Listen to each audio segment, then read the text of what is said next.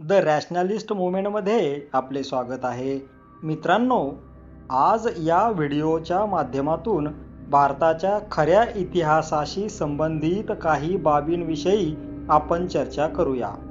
इतिहासाच्या संदर्भात हिंदू धर्म अथवा वैदिक धर्म अथवा ब्राह्मण धर्म हा या देशातील सर्वात प्राचीन धर्म आहे आणि बौद्ध वा जैन धर्मासारखे इतर सर्व धर्म त्यातूनच निर्माण झाले आहेत असा गैरसमज ब्राह्मणी इतिहास संशोधकांनी सगळीकडे जाणीवपूर्वक पसरवला होता. अशा गैरसमजातूनच बौद्ध धर्माला हिंदू धर्माचे बंडखोर अपत्य म्हटले गेले. परंतु जेव्हा बहुजन समाजातून इतिहास संशोधक पुढे आले आणि त्यांनी आधुनिक साधनांच्या सहाय्याने पुरातत्व संशोधन केले, त्यातून हा गैरसमज खोडून काढण्यात ते नवसंशोधक यशस्वी झाले. आता तर आपल्या देशातच नव्हे तर पाकिस्तान, अफगाणिस्तान, नेपाळ, भूतान, बांगलादेश इत्यादी ठिकाणी जिथे जिथे उत्खनन होत आहे तिथे तिथे फक्त बुद्ध किंवा बौद्ध धर्माशी संबंधित बाबीच समोर येत आहेत. वैदिक धर्म किंवा ब्राह्मण धर्म पुरातन आहे हे सिद्ध करणारी एकही बाब अशा उत्खननांमधून सापडत नाहीये. हिंदू म्हणजेच ब्राह्मण किंवा वैदिक धर्मातील सर्व जुनी मंदिरे बौद्धांचीच आहेत हे या नव्या संशोधनातून सिद्ध झाले आहे. केदारनाथ, पशुपतीनाथ ते तिरुपती बालाजी, पंढरपूर, जगन्नाथपुरीपर्यंत सर्व मंदिरांमध्ये वेगवेगळ्या नावाने तथागत बुद्धच पूजल्या जात आहेत हे आता नव्याने समोर येत आहे. धूर्त ब्राह्मणांनी विहार, स्तूप, संघाराम आणि लेण्यांमधील बुद्ध हिसकावून वा हुसकावून त्यावर आपला ताबा मिळवला व त्यात आपल्या धर्माची प्रतिष्ठापना केली हेही आता सर्वांना समजले आहे. ब्राह्मण धर्माचे पवित्र ग्रंथ जसे की रामायण आणि वेदांमध्ये बुद्ध आणि बौद्ध अनुयायांवर अतिशय खालच्या शब्दांत टीका करण्यात आली आहे. जर ब्राह्मणांचे वेद, रामायण वा इतर धार्मिक साहित्य सर्वात पुरातन आहेत तर त्यात बुद्धाचा उल्लेख कसा काय आहे हा माझा प्रश्न आहे. याचा स्पष्ट अर्थ असा आहे की हे सर्व धार्मिक साहित्य बुद्ध आणि बौद्ध धम्मानंतरच्याच निर्मिती आहेत. बुद्ध धम्म हा हिंदू किंवा ब्राह्मण किंवा वैदिक धर्मातून निर्माण झाला आहे असे आपण आजपर्यंत विचार करत होतो, पण आता बौद्ध जातक कथा, सम्राट अशोकाचे शिलालेख आणि बौद्ध लेण्यांमध्ये सापडलेल्या शिलालेखांमधून हे स्पष्ट झाले आहे की बौद्ध धम्मातूनच हिंदू धर्माचा उदय झाला आहे. बौद्ध धम्माची नक्कल करूनच वैदिक अथवा ब्राह्मण धर्माची निर्मिती झाली आहे. वैदिक वा ब्राह्मण धर्माला आज हिंदू धर्म म्हणून ओळखले जाते, पण सत्य इतिहास असा आहे की हिंदू या नावाला धर्माचे वलय ब्रिटिश काळात प्राप्त झाले आहे. त्यापूर्वी हिंदू धर्म असे नाव प्रचलित नव्हते. हिंदूंच्या रामायण, महाभारत, वेद अथवा पुराणे अशा कोणत्याही धार्मिक साहित्यात हिंदू शब्दाचा उल्लेखच नाही. महात्मा फुले यांनीही त्यांच्या गुलामगिरी या पुस्तकात हिंदू धर्म या नावाऐवजी ब्राह्मणी धर्म असा उल्लेख केला आहे.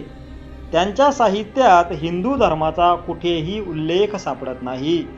तात्पर्य हे की हिंदू धर्मच बौद्ध धम्माची भ्रष्ट नक्कल म्हणून अस्तित्वात आहे हेच वास्तव आहे.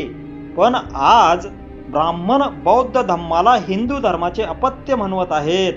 किती हास्यास्पद आहे हे. हे म्हणजे भाडेकरूने स्वतःला मालक समजण्यासारखे झाले आहे. धिक्कार असो अशा खोटारड्या मनोवृत्तीचा. दुसरी बाब अशी की इसवी सनाच्या पहिल्या दुसऱ्या शतकात भारताच्या उत्तर पश्चिम प्रदेशापासून मध्य आशियापर्यंत कुशाण वंशाचे साम्राज्य पसरलेले होते. त्यांच्या काळात या भागात गांधार शिल्पकला शैलीचा उदय आणि विकास झाला. कुशाण काळात ही शैली फार लोकप्रिय झाली.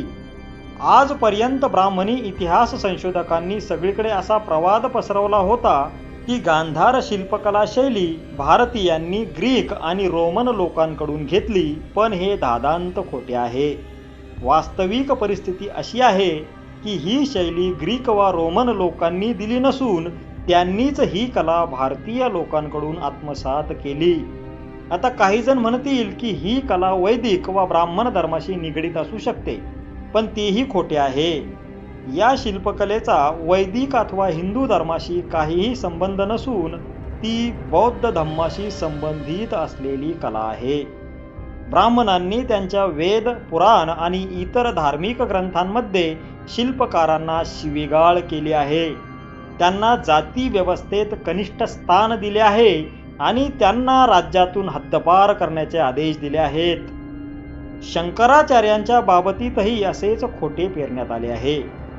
शंकराचार्यांनी आजच्या हिंदू धर्माची म्हणजेच ब्राह्मण धर्माची स्थापना केली असे मानले जाते. त्यांचे अनुयायी त्यांना प्रच्छन्न बुद्ध म्हणतात. प्रच्छन्न म्हणजे छुपा. शंकराचार्यास प्रच्छन्न बुद्ध म्हणण्याचे कारण असे की त्यांनी बुद्धाचा समस्त विचार वेगळ्या पद्धतीने अंगीकारलेला होता आणि त्यातून बुद्धाची नक्कल करण्याचा प्रयत्न केला होता.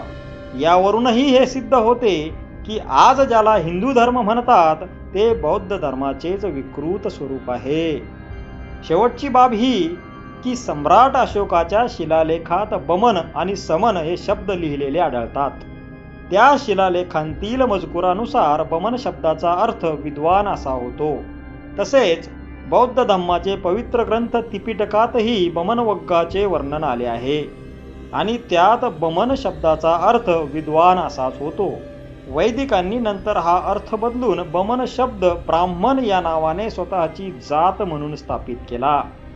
शेवटी सर्व मित्रांना विनंती आहे की वर उल्लेख केलेल्या विषयाच्या थोडक्यात माहितीसाठी प्रसिद्ध इतिहास संशोधक राजीव पटेल यांची वैदिक युग का घालमेल आणि भ्रमका पुलिंदा तसेच आणखी एक प्रसिद्ध इतिहास संशोधक सुरेंद्र कुमार शर्मा अज्ञात यांचे क्या बालू के भीत पर खडा है हिंदू धर्म ही 3 पुस्तके आपण सर्वांनी नक्की वाचावीत.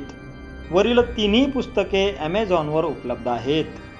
ही माहिती जास्तीत जास्त शेअर करा तथा चॅनलला लाईक आणि सबस्क्राईब करा.